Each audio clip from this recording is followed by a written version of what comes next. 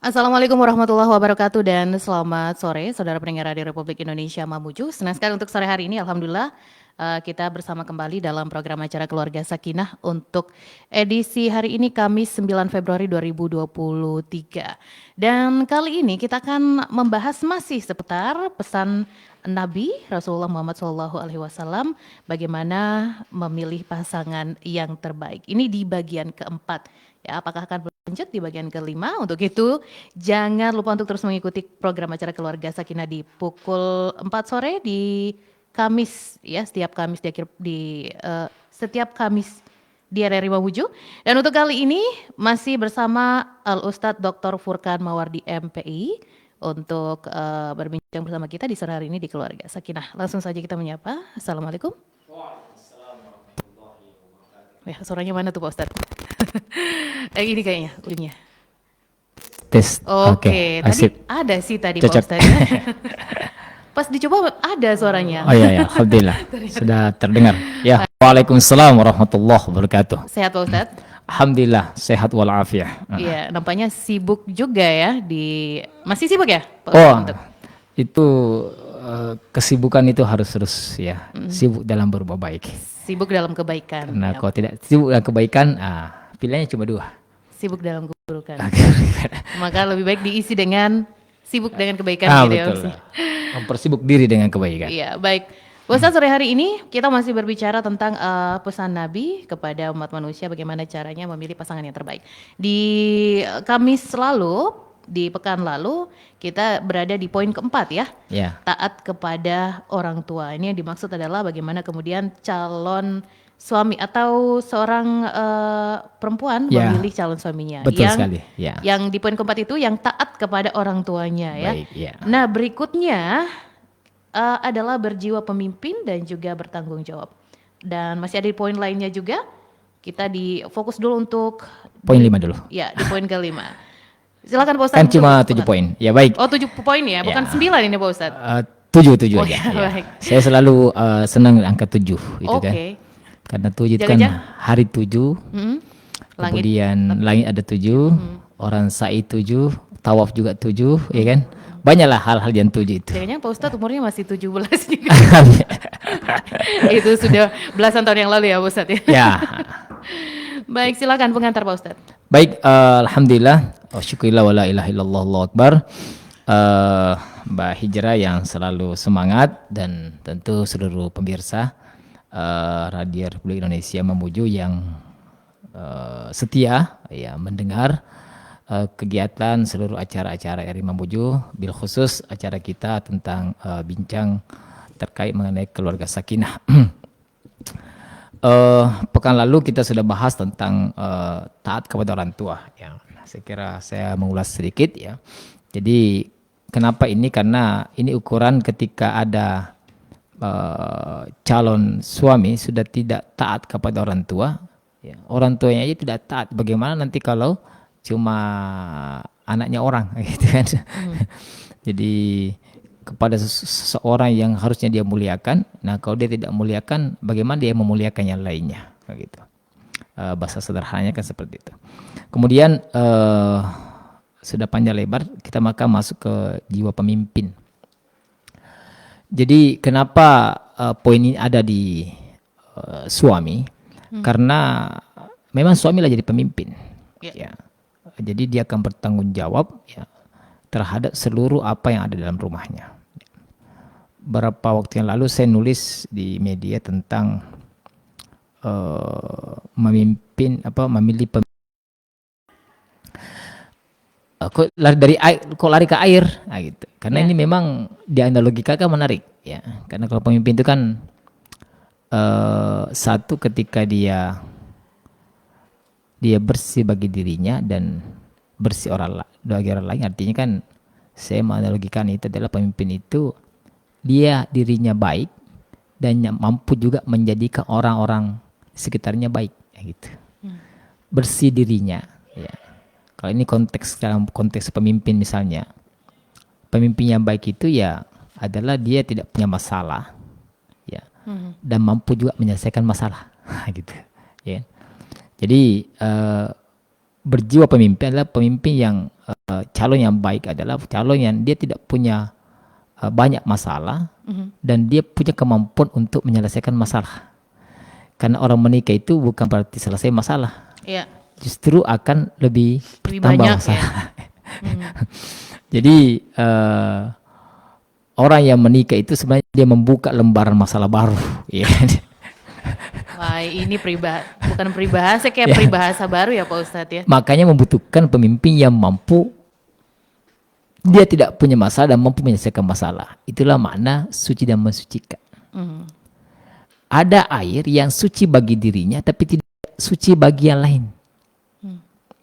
Dia baik tapi dia tidak mampu punya power untuk membuat orang lain baik kayak gitu. Jadi dia dia soleh dirinya tapi tidak mensolehkan orang lain kayak gitu. Jadi ini kan pemimpin itu kan bawaan karakter ya. Tapi sebenarnya bisa berubah dengan mau belajar gitu kan. Tapi kan ini kan memilih yang terbaik. Ketika pemimpin suci bagi dirinya, bagi lain. Kalau kita misalnya ranah memilih pemimpin, ya pemimpin ideal itu ya tidak hanya pintar dirinya, tapi bagaimana bisa mempintarkan orang lain. Kalau ranah pemimpin ya, pemimpin itu tidak hanya dia tidak korupsi, tapi juga dia mampu mencegah orang berbuat korupsi. Dia tidak menjadi koruptor, tapi dia bisa menangkap koruptor gitu. Jadi kalau dia cuma dirinya bersih, tapi dia tidak punya power kemampuan, dia cuma baik untuk dirinya, tapi tidak bisa baik bagi yang lain. Inilah suci bagi dirinya, namun tidak bisa mensucikan. Ya, kopi nikmat bagi dirinya, tapi dia tidak bisa dipakai bersuci kopi itu, ya kan? Iya, betul. Nikmat bagi dirinya, nikmat tapi tidak pakai. Beda kalau air hujan, ya, air sumur dia bersih. Kemudian yang ketiga adalah ada air yang bercampur, ya dia punya bekas, ya. Dia berada di kubangan yang memang tidak mampu kita bersuci. Mungkin dia baik tapi lingkungannya, masyarakatnya, keluarganya bukan dari keluarga orang-orang yang baik. Ini bercampur dan ini oleh Nabi memang diperintahkan melihat untuk bagaimana lingkungannya. Karena salah satu cara untuk melihat calon itu kan perhatikan bagaimana dia lingkungan keluarga, lingkungannya. Siapa temannya, siapa sahabatnya. Ibarat katakan kalau kau melihat berteman dengan penjual minyak wangi, meskipun minyaknya tidak kau beli, jadi tapi wangi juga ya. Harusnya kau dapat. Tapi kau berteman dengan tukang las ya, meskipun kau tidak jadi palasnya, tapi kan panasnya kau dapat gitu.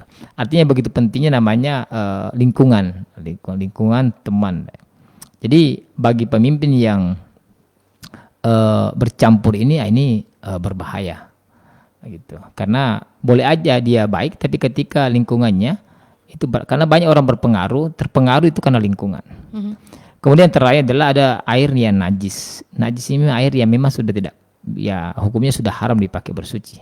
Kenapa dia sudah haram? Artinya ya memang dia pelaku maksiat kayak gitu. Ya. Baik, jadi kalau karakter pemimpin inilah yang harus dipilih karena suami ke depan itulah dia yang akan menjadi penanggung jawab seluruh keluarga, istri dan anak-anaknya. Jadi ketika suami tidak sholat, ya, itu istri tidak bermasalah, tidak akan bertanggung jawab di akhirat. Tapi ketika istri tidak sholat, itu suami juga ditanya itu, ya kan? Jadi kullukum ra'in wa kullukum mas'ulun an ra'iyatihi. Setiap kalian adalah pemimpin dan setiap pemimpin itu ditanya pertanggungjawabannya terhadap yang pimpinnya. Dan pemimpin dalam rumah tangga itu adalah suami. Kemudian turunannya adalah tanggung jawab yang ke-6-nya ya. Nah, ini kan tidak jauh beda. Jadi tanggung jawab ini perlu karena ada lima hal tanggung jawab suami kepada istri. Gitu.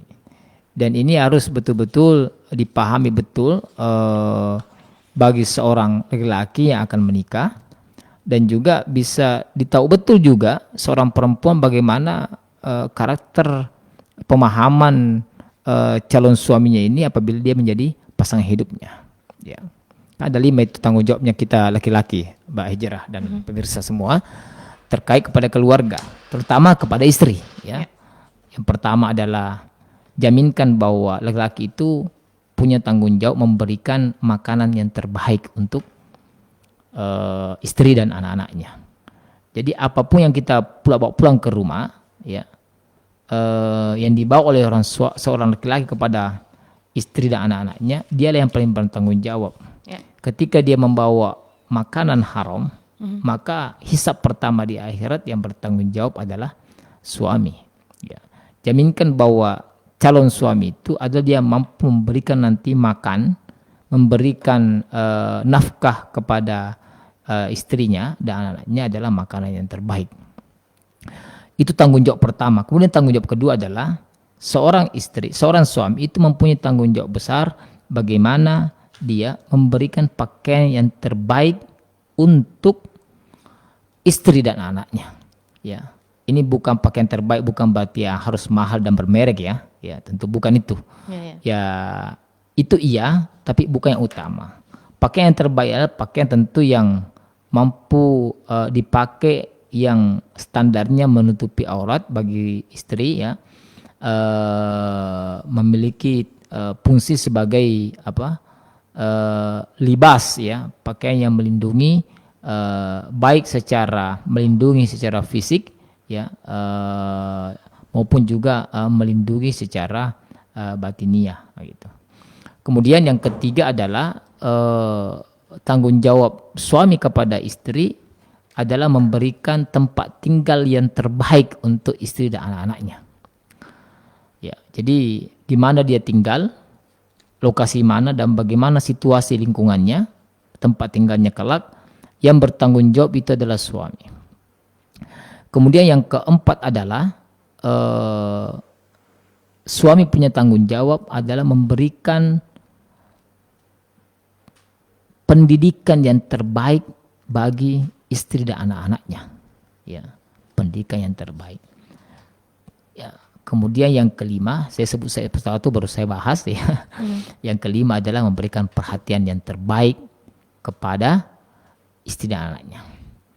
Nah, hadirin yang berbahagia, bagaimana mungkin seorang laki-laki, ya, mampu memberikan makanan terbaik, memberikan pakaian yang terbaik, kalau pemahaman terkait mengenai makanan dan pakaian misalnya, 2 poin misalnya dulu saya sebutkan, makanan dan minuman dan pakaian, kalau dia tidak memahami apa sih makna makanan yang terbaik itu. Yeah.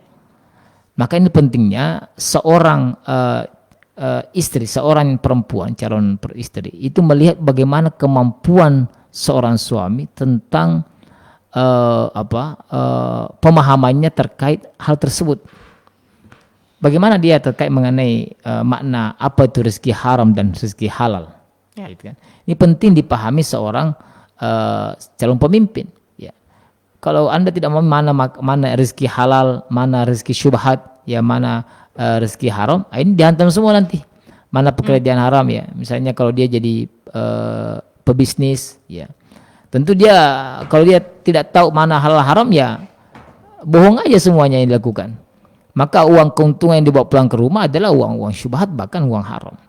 Ketika dia bekerja misalnya di kantor, dia tidak memahami bagaimana tanggung jawab yang baik, bekerja sepenuh waktu, ya, tidak gampang bolos, karena ketika dia mudah bolos, mudah meninggalkan pekerjaan sementara gajinya dia dibayar full, tentu ini akan bermasalah dalam hal pendapatan, karena di situ akan bercampur antara mana uang penghasilan halalnya dan penghasilan haramnya. Nah, bagi suami yang memahami tanggung jawab ini, dia kan tidak mungkin bekerja secara sembarangan, gitu.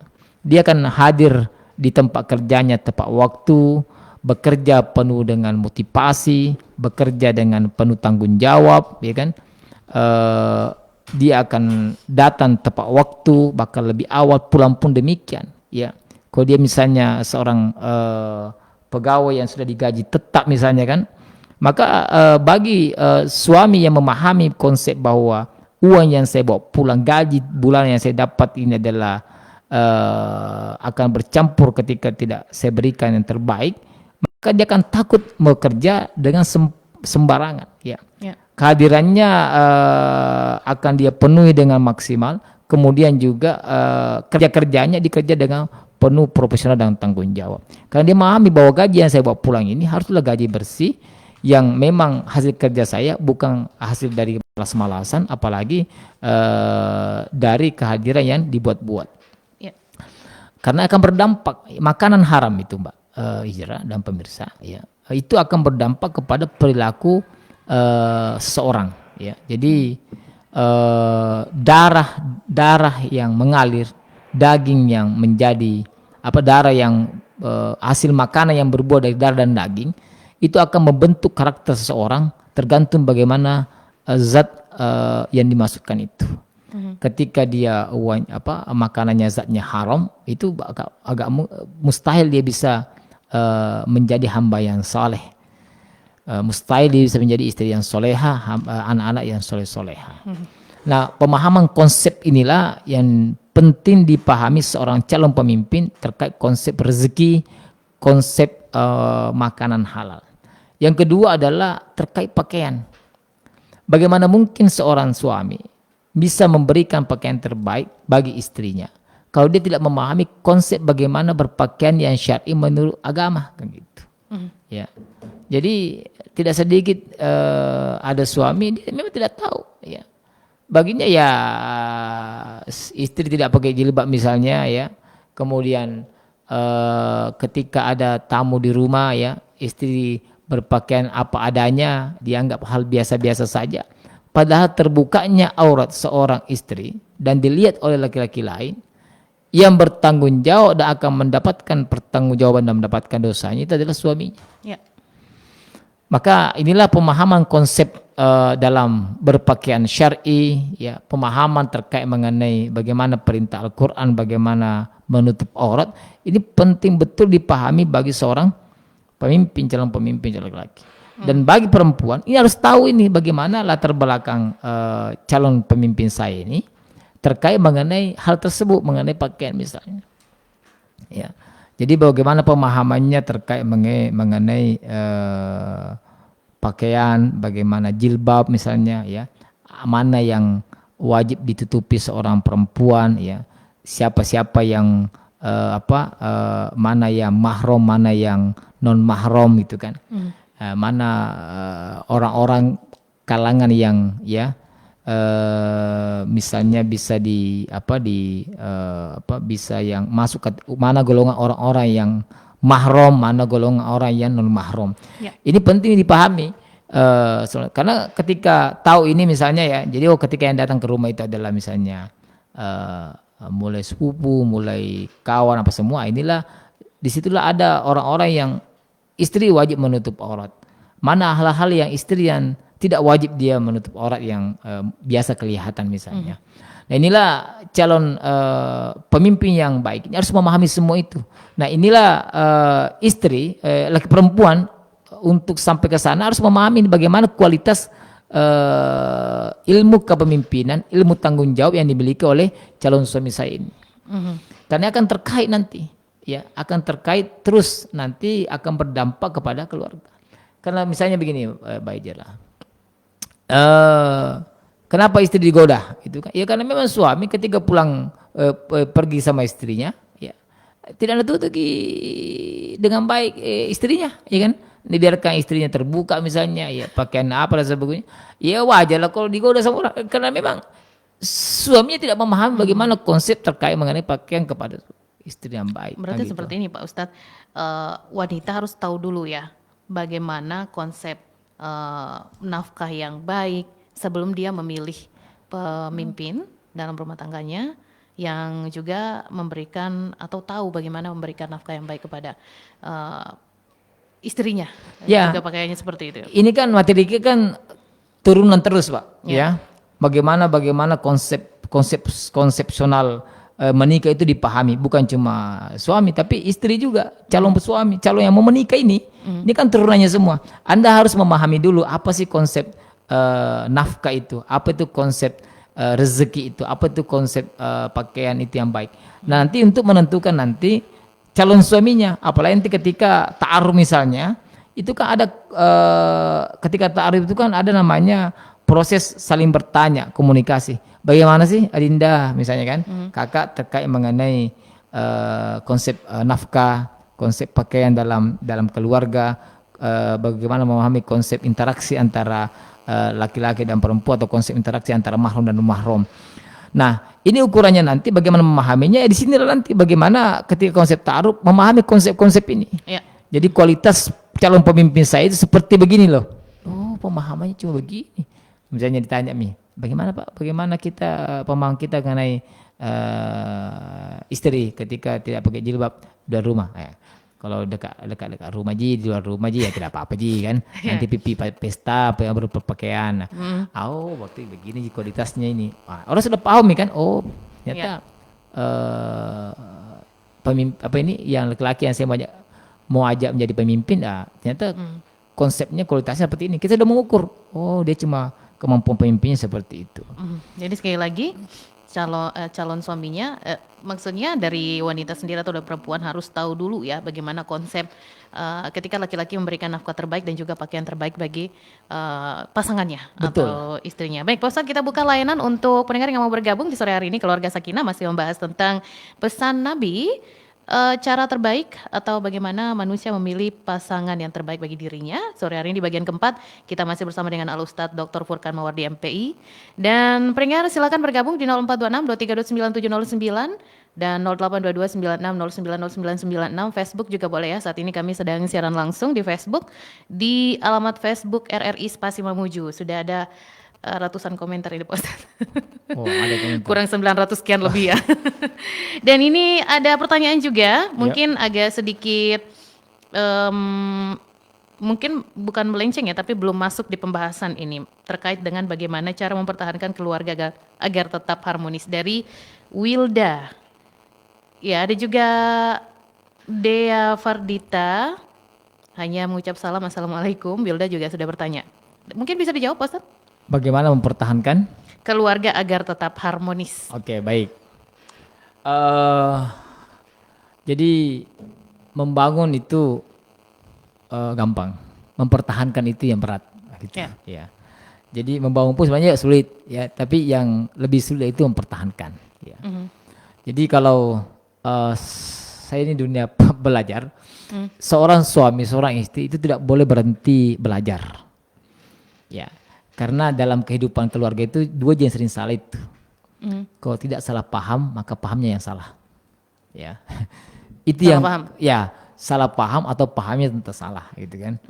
Jadi saya pribadi, Mbak Ijari, sampai sekarang terus mengupgrade dan mengupdate diri tentang ilmu tentang suami misalnya, ilmu tentang romantisme, ya kan, ilmu tentang karakter wanita, ya, ilmu tentang mendidik anak, ya.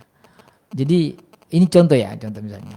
Kenapa sih anak saya itu kok laki-laki main terus gitu kan? Yeah. Main, sudah di sekolah main itu kan? Sampai di rumah main terus itu, iya kan? Masuk rumah minta lagi HP, main itu kan? Kau main, jadi tidak berhenti main. Nanti tidur betul itu baru berhenti ya. Ketika saya mengupgrade diri, oh ternyata anak laki-laki itu memang otak kanannya itu cuma dua isinya, main sama olahraga. Main olahraga. Jadi hujan dia main, mau hujan panas dia main, bola main ada sepedanya itu dibawa jauh gitu dan seterusnya. Oh, jadi tinggal, dan ternyata belajarnya anak itu bermain, anak laki-laki itu ketika dia bermain, disitulah otaknya jalan.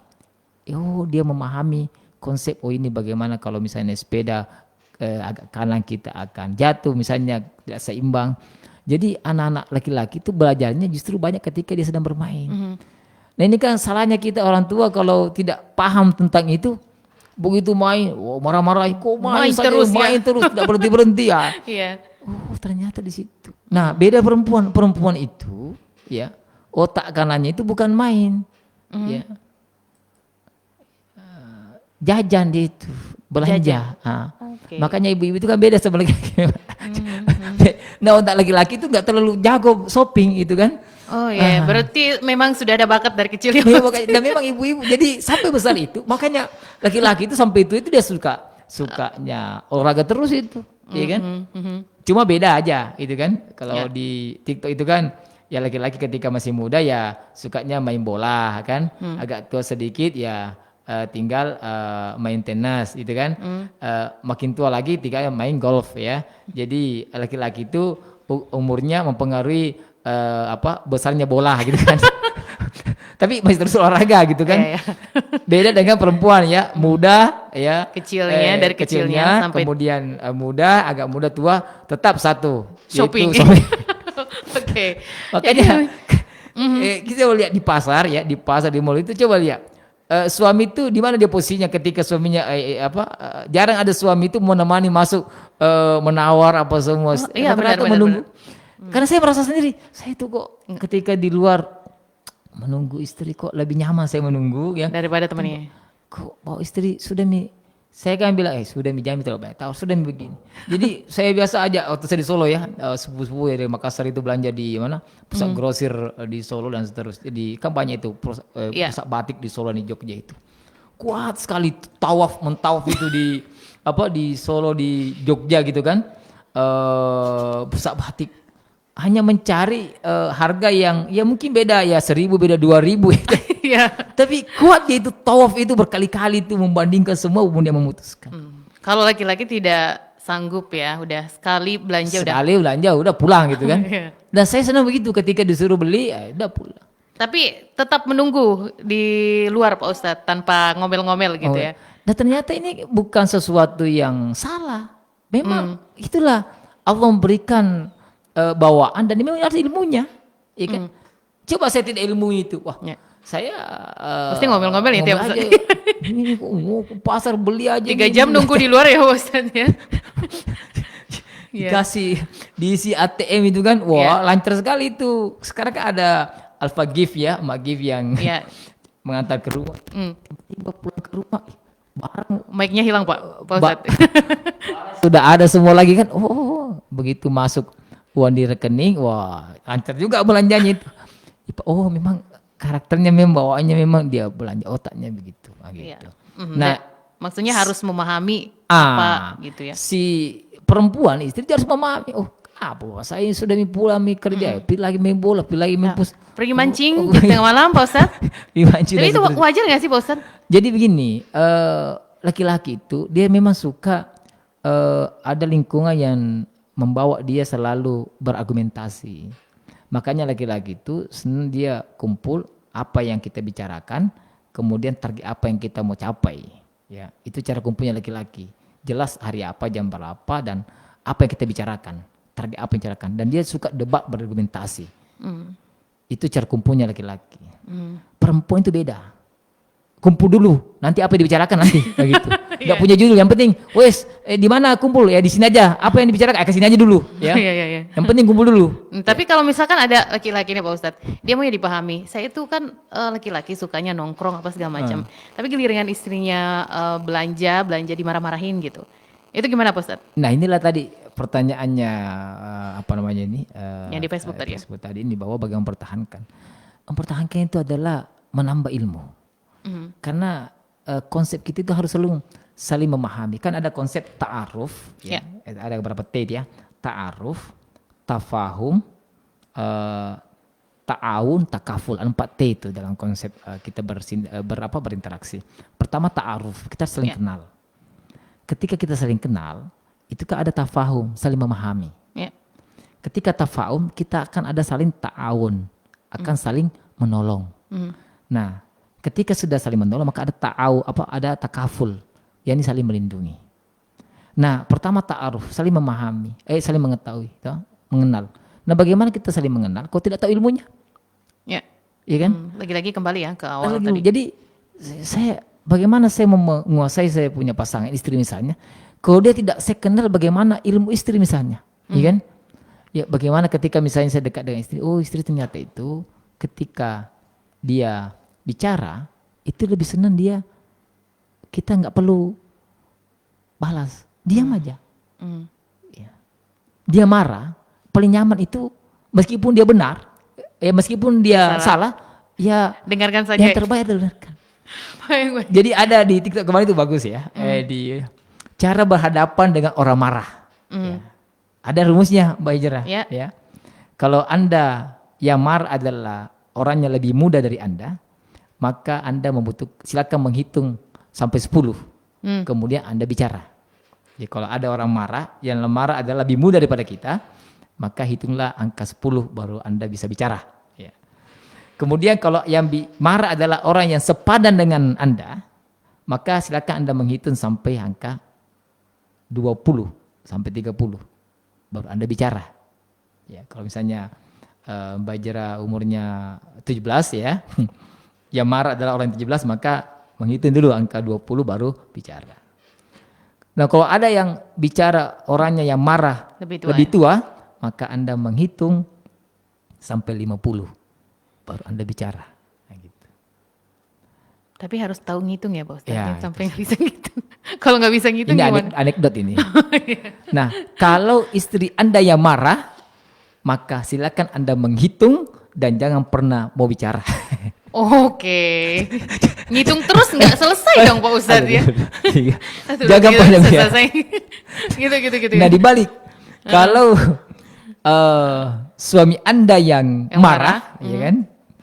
Maka Anda tidak perlu menghitung, maka bicaralah terus. Artinya apa ya?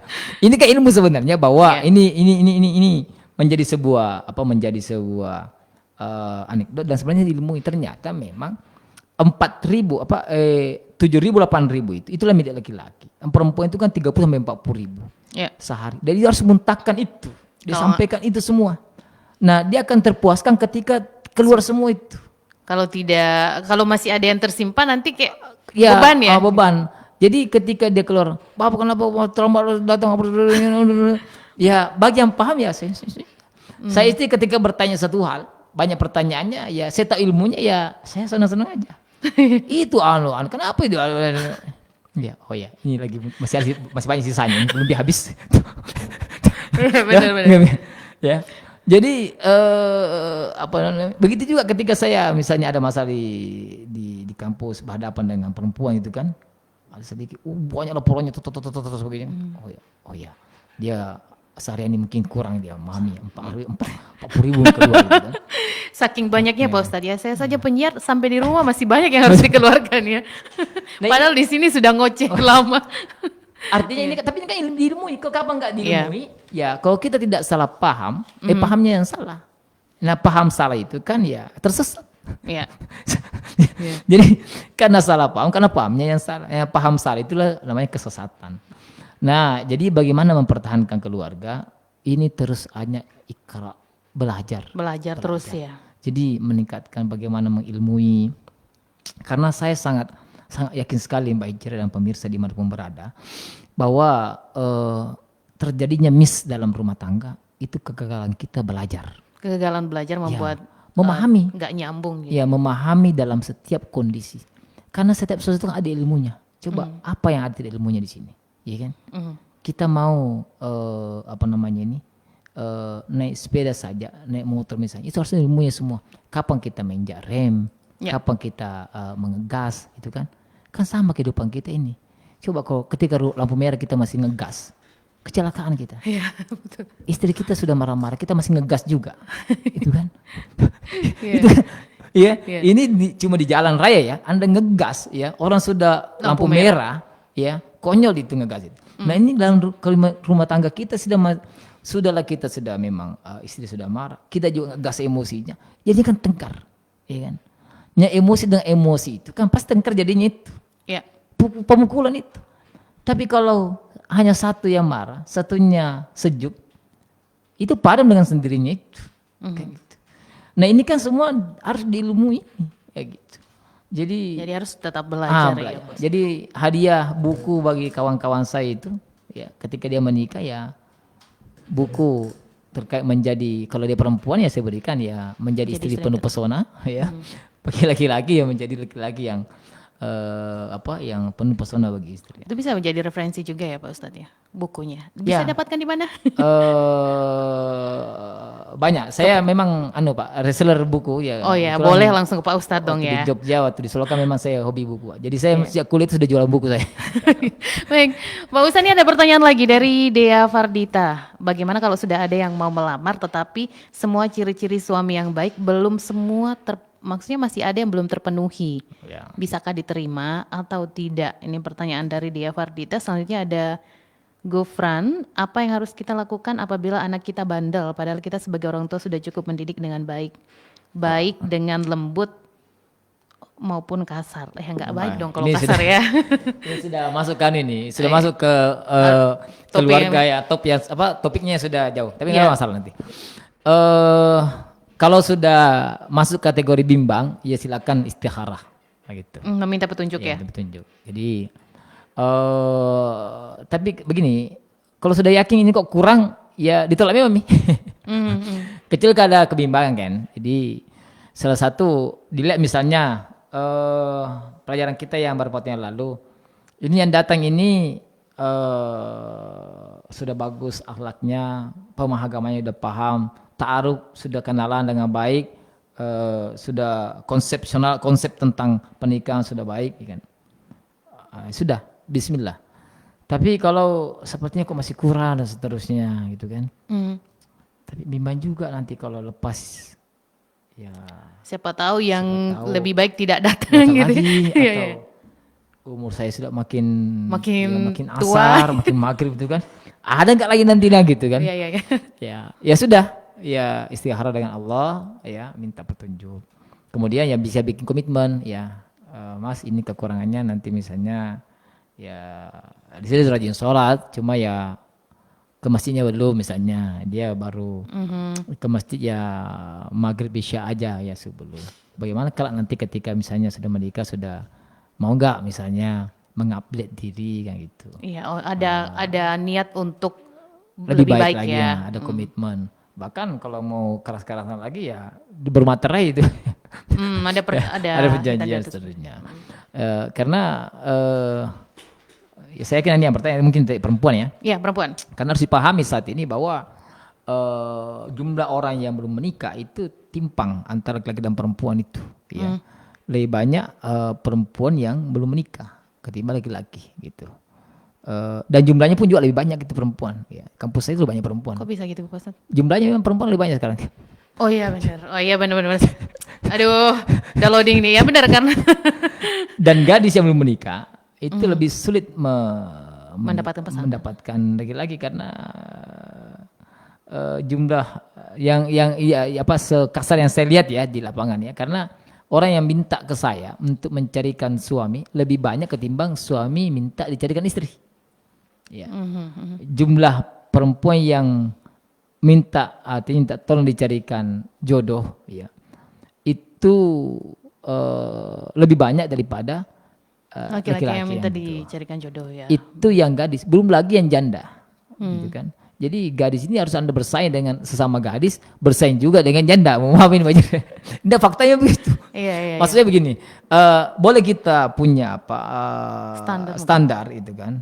Ya, tapi juga tetap harus dirasionalkan standar itu. Mana yang sifatnya pokok ini yang wajib, ada yang ini nanti bisa berusaha bersama, gitu kan. Ya, mungkin tidak 100%, ya angka 70, 80.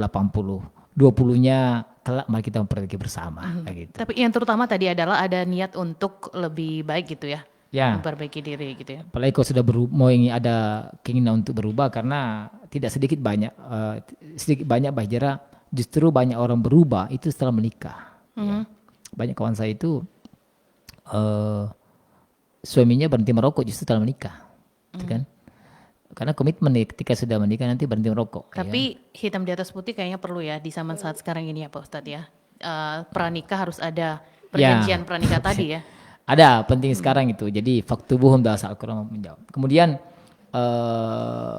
tidak sedikit juga memang yang justru setelah menikah itu memang dia ada, karena kan ketika dia menikah itu kan nilai tanggung jawabnya lebih kayak gitu. ya dulu bekerja dapat uang, entah uangnya habis kemana gitu kan. Ya. Nah, justru setelah menikah ya mulai oh ini di saving, ini yang apa primer, ini yang sekunder, oh ini yang harus kita beli segera, ini yang tidak. Jadi sudah mampu mengukur, men-save mana hal yang penting, mana yang tidak. Baik. Nah itu biasa berubah. Inilah kan salah satu efek positif dari orang menikah gitu. Baik, mungkin ke pertanyaan selanjutnya Pak Ustadz tadi, bagaimana apa yang harus kita lakukan apabila anak kita bandel? Padahal kita sudah sebagai orang tua sudah mendidik dengan cara yang baik, baik dengan lembut maupun kasar. Tapi ini kayaknya agak boleh dikoreksi yang tadi Baik, di belakangnya dari pemirsa. saudara Gufran. Baik Pak Gufron, jadi sama Pak, kita punya anak semua ini itu punya tanggung jawab mendidik Pak. Jadi di Al-Quran itu kan banyak contohnya ya.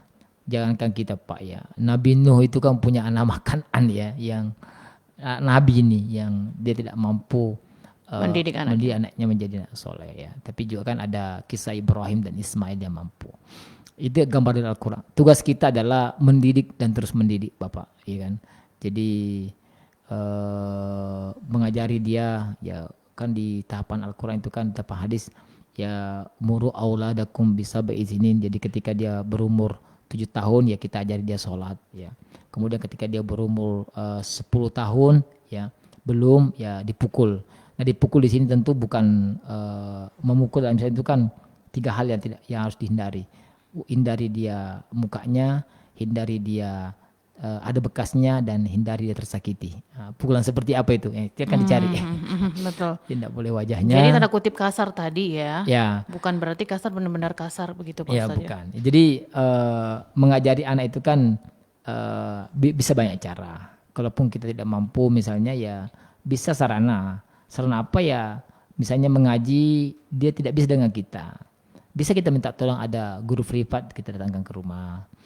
Minta tolong yang lebih bisa paham kita ya. titipkan di TPA misalnya.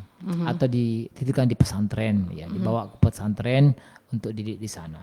Baik, ini Pak Ustadz tadi dikatakan bahwa sudah mendidik dengan cara lembut maupun kasar. Mungkin bisa digarisbawahi, mendidik dengan cara lembut itu bukan berarti caranya baik mungkin ya. Karena misalkan kalau cuma tutur kata yang lembut dan tidak disertai dengan kebijakan, bisa jadi itu akan membuat anaknya juga jadi bingung untuk mengikuti perintah seperti apa yang baik. Jadi begini Bapak, tugas kita ini adalah mendidik, mengajari, mengingatkan. Yang paling utama adalah memberikan contoh. Memberikan contoh. Itu yang terbaik. Karena tidak sedikit di antara kita Bapak Ibu hanya mampu menyuruh, tidak memberi. Jadi, pikir sholat, dia tidak sholat. Ya, kan? Karena bapaknya nggak sholat. Bagaimana mungkin itu kan? Sementara pendidikan yang terbaik itu adalah tauladan yang terbaik. Tauladan, memberikan contoh yang baik. Contoh. Jadi uswah yang hasanah itulah pendidikan. Jadi seorang bapak itu cukup dia diam ketika azan berkumandang atau mengaji masjid, dia ambil songkok, ambil pakaian, siap-siap ke masjid. Anaknya lihat itu sudah menjadi pelajaran yang terbaik. Ternyata kalau orang mengaji masjid, pergi masjid siap-siap nih. Tapi kalau mengaji masjid ada masih megang HP bapaknya. Pergi ke masjid. Tapi masjid ini bagaimana mau pergi masjid bapak masih pegang HP juga ya. Nah ini tentu semua pembelajaran yang berat, dan memang saat ini Bapak sekalian kita akui berat Pak. Sekarang tantangan kita dalam mendidik anak. Jadi generasi Z, generasi Alpha saat ini ya, ini kan sekarang dikatakan generasi Z ya, dan generasi Alpha yang dimana mereka sudah jago bermain bermain media sosial sebelum dia membaca. Kan begitu sekarang generasi Alpha itu ya, dia sudah mampu menguasai media meskipun dia sebenarnya belum bisa membaca gitu. Anak-anak kita sekarang begitu, anak TK, SD kan dia belum mampu membaca, dia sudah bisa mainkan HP, bisa mendownload, bisa dan seterusnya. Berarti ada kata mengontrol juga harus ya bagus. Nah kesimpulannya lagi, orang tua tidak boleh berhenti belajar bagaimana mendidik, karena setiap anak itu punya tahapan didikan. Dan 14 abad yang lalu Nabi sudah mengajarkan alimu auladakum li zamanihim laisa li zamanikum. Ajari anakmu itu sesuai dengan perkembangan zamannya. Sesuai dengan zamannya. Jangan kau paksakan sesuai zamanmu. Biasanya ada kata-kata Pak Ustadz, kita dulu. Mau beli ini enggak bisa. Mau ini dipukul apa segala macam gitu ya.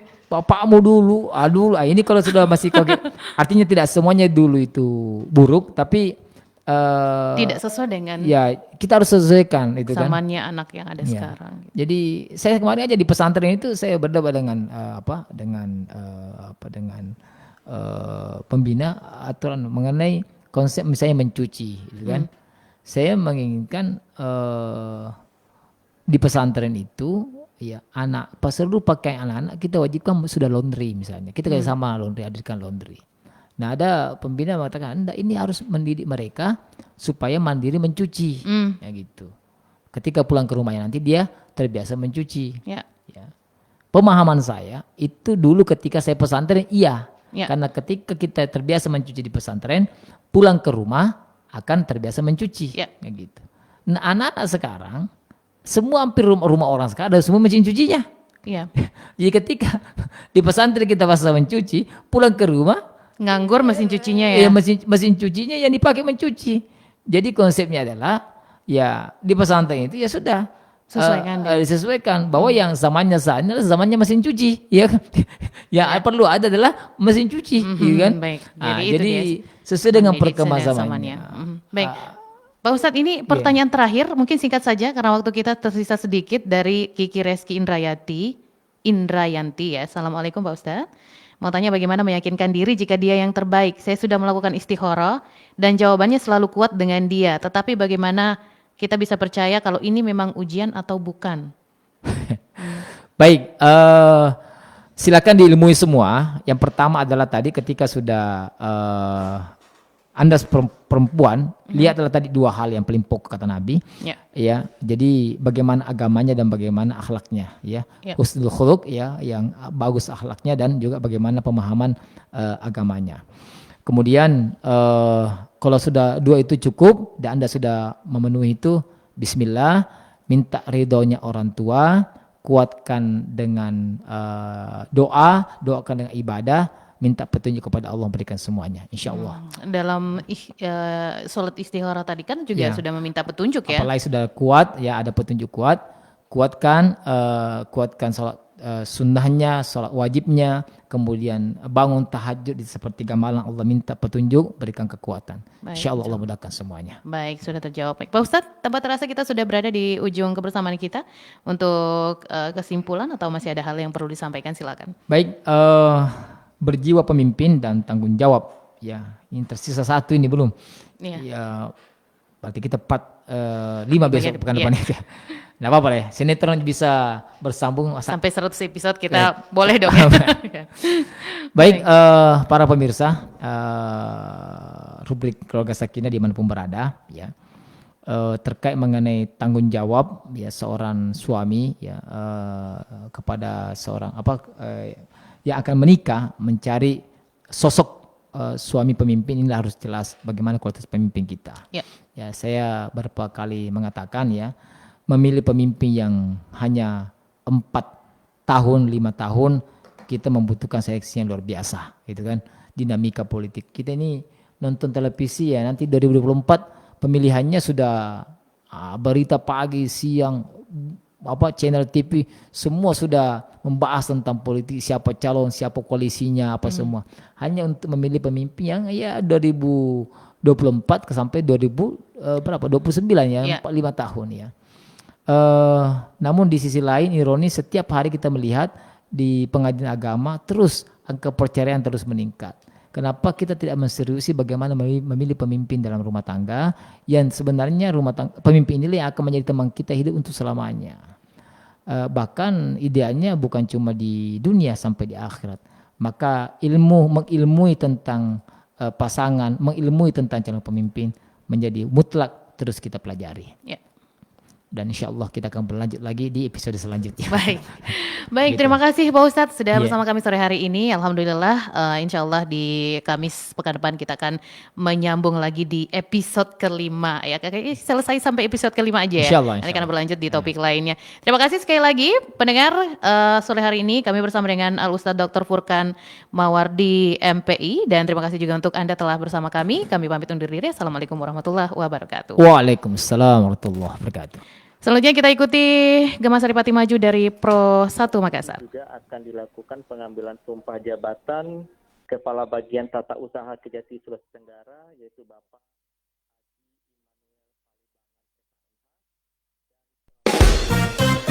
101 RRI Mamuju. kanal informasi dan inspirasi.